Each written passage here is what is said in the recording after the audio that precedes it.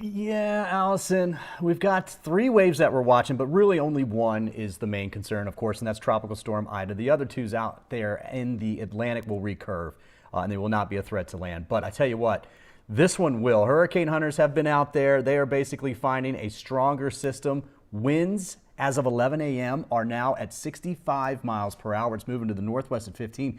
It's still in the Caribbean. Most of the strengthening is going to happen once it gets into the Gulf of Mexico, and that won't happen until later tonight and into tomorrow. Pressure down to 996. It will cross western Cuba as we get going into this afternoon and basically try to get knocked down. I don't expect much of it to get knocked down. You can see very heavy rainfall for them. Some rain now going to be moving eventually into the Keys later today, but I think the peninsula of Florida effects will basically be South Florida, and even then it'll just be a little bit of rain.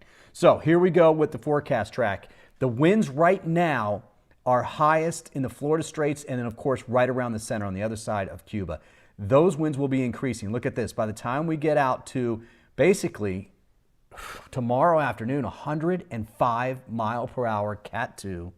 By late Saturday night, early Sunday morning, a Cat 3, 120 mile per hour winds. And that's about what is forecast at landfall, which would be Sunday afternoon into the evening hours. And then you see this turn that takes it up into Mississippi and Alabama. So initially at landfall, you're talking very heavy winds, very high storm surge, 10, 11, 12, 13 feet.